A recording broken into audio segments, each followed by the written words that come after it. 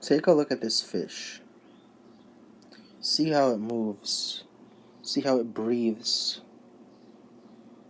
See how it thinks. See how it eventually eats. And then we go over here to this creature, which you can kind of see from here. It's a shrimp, also doing its thing. It's very hard for me to believe that there is no God. I mean, one fish is all it takes to prove that there is a God. Why though? Well, if I was to imagine a world with no God but still something existing, I definitely wouldn't imagine order and gravity and a living being that thinks and functions and reproduces and has intellect and stays alive. What I would personally imagine if it was just a godless world with like some stuff existing would be like energy, would be like random matter pieces all over the place at the very best.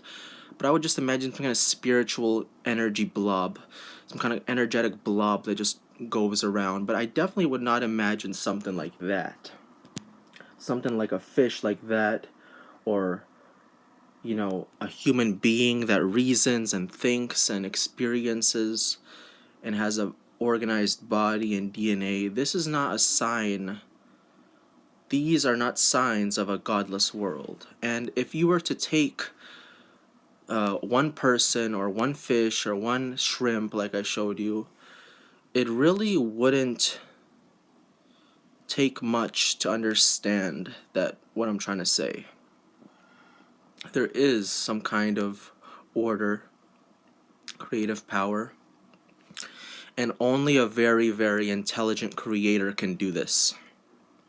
Again, this is not a sign of a godless world. This is a sign of a God world. We live in a world that is intelligence and smarts, and from there on, after the basic biological makeup of the beings that inhabit this planet, as well as the planets, how they move so perfectly, and the sun and the moon and everything, this is not a godless world. And alright, that's all I had to say.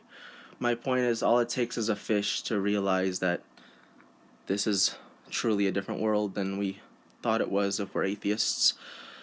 But another thing I wanted to say was that if there is stuff like this, if there's biological creatures and things like that, don't you think that there would be more than this too? Maybe there is a heaven, maybe there is a hell. We already know that there is souls, but maybe there truly is.